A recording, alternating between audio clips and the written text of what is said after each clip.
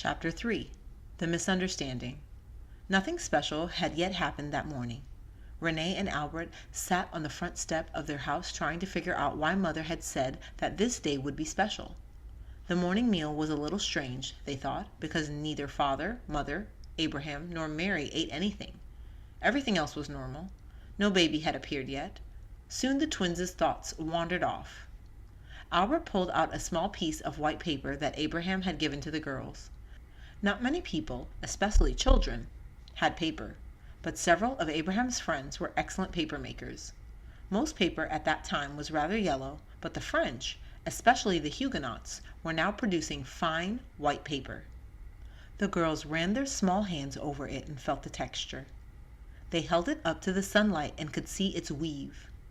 A few moments later, the girls heard the sound of voices coming down the street, young voices, girls' voices.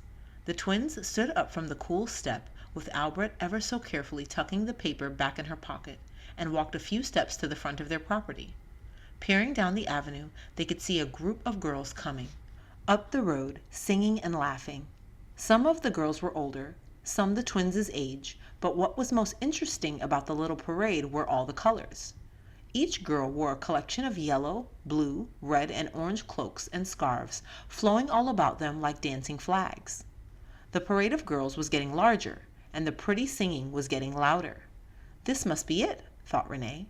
This must be the special thing that Mother mentioned. The girls just stared and smiled as the loose rows of girls holding hands walked by, returning pleasant smiles. Albert recognized some of the girls from Father's shop. Renee had seen many of them at the fish market. Some of them called out the twins' names and waved. The girls started jumping and waving back. They wanted to join in. 4 smiling girls, whom the twins knew by name but didn't know much else about them, broke away from the group and came over to speak to Renee and Albert. "Hello, hello," everyone greeted loudly. One of the 4, Maria Guntier, spoke first. "Are you going to join us? Get merry in some colors and come along. We're going to the special feast day celebration in the town square." "Yes, Mama told us about this," Albert said excitedly. "What will we do at the festival?" asked Renee. "There will be singing, dancing, special foods, fun things to do," explained Catherine Naudet, draped in green scarves. An older girl, Michelle Kirch, described one feast day, Fool's Day, as a day on which a pretend church service is performed by pretend fools. The choir boys dress someone up as a fool's bishop and baptize him with buckets of water. Others wear old, torn church clothes inside out and hold their books upside down and read them through silly orange peel glasses. Instead of singing hymns, they make up funny words and shout. It is quite fun. I don't know if we will do that today, but I hope so. This sounded strange, but the girls were still excited. Another girl answered Michelle. "No, they only do those things for the Feast of Fools. Today is St. Bartholomew's Day. We'll have singing and dancing. Quickly, come along. We'll wait," said Maria. "Okay, wait. I think our Mama is getting our things. We'll be right back. Don't go without us," said Renee. The twins ran up the steps and into the house and found Mother upstairs with Mary and Guillaume. "Mama, we found out. You told us today was special. Are we all going to St. Bartholomew's feast day?" asked Albert. "Do we?" shouted Guillaume. He clapped his hands on his head and pointed. "Do we have fancy colors to wear?" asked Renee. Mother's face went pale.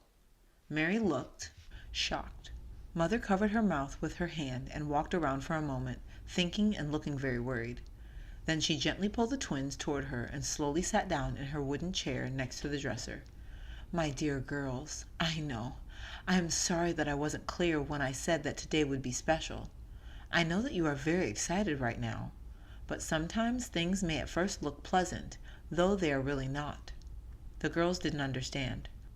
Mother tried again. "This feast day they are celebrating is not a good day for us. For some people this day is a happy one, but for us and our community, our church, it is a very sad day." "Why, Mama? Do you remember the king's soldiers the other day?" They nodded. "A long time ago, the king used this day to kill many, many people, men, women, and children, who share our faith. Your father's great-grandfather was killed on this day because he followed the Lord and not the old idolatry of the Roman Church. So, Today is special because we remember what happened on this day so long ago. It is a day of fasting, a day when we don't eat so that we can devote that time to prayer. We will have some friends over tonight, and you will hear more about what happened on St. Bartholomew's Day. But we cannot join with those who rejoice on this day. Do you see? She ended with a sad smile. This is a holiday for the enemies of God? Asked Albert. Mother could hear the sweet singing voices outside. In a low voice, Mother answered, Yes, my love, it is. Some enemies can be very kind, and we must be kind to them, but for the Lord's sake, we cannot share in their unfaithfulness. No, I don't want that, said Albert.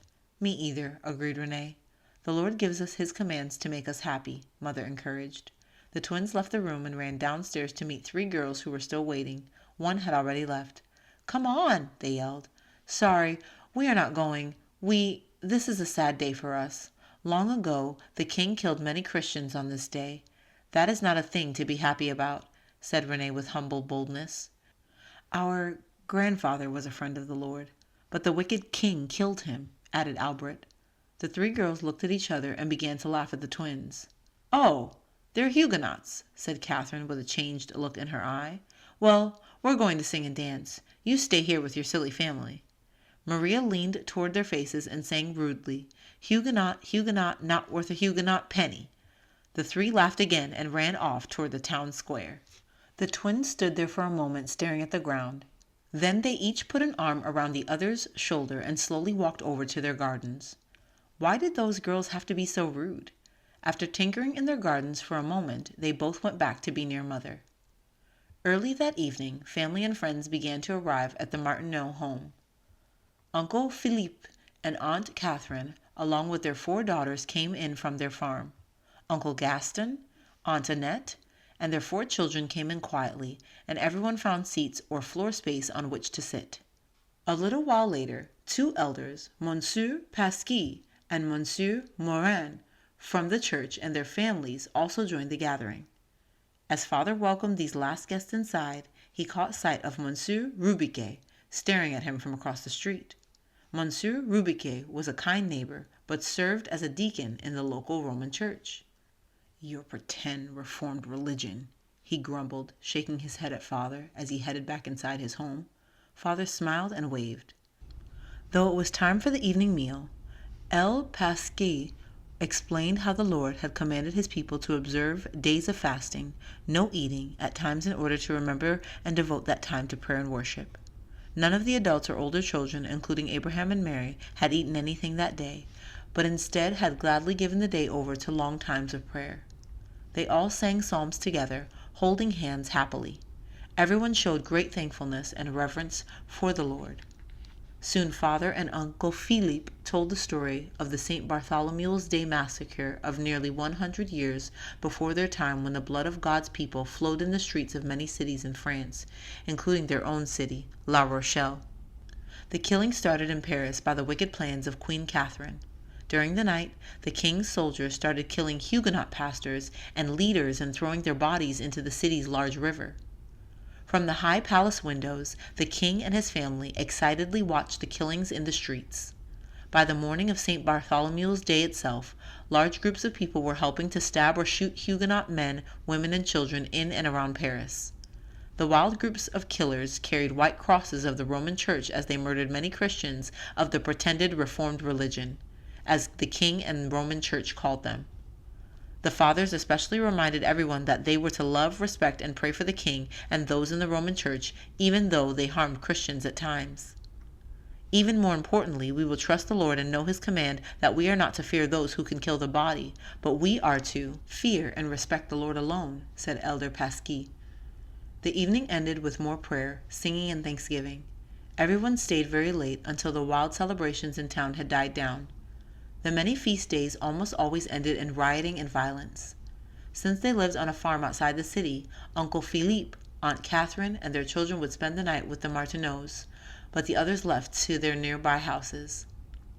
The twins sat on Mother's lap, thinking about all that had gone on that night. Father sat beside Mother. Renee asked, "Could I be a queen some day?" "With the Lord, all things are possible," smiled Father. We could be good queens together, added Albert. And our soldiers would protect you and father and all the Christians, said Renee. You remember that you were named after very good Christian rulers, reminded Mother. They both remembered that well. But my poppies, Mother began. Queens, kings, princes, soldiers, and governments come and go like the wind. They are here one moment and gone the next. The work of good queens is often quickly forgotten, but a parent's prayers and teaching can influence 1,000 generations. The girls liked that.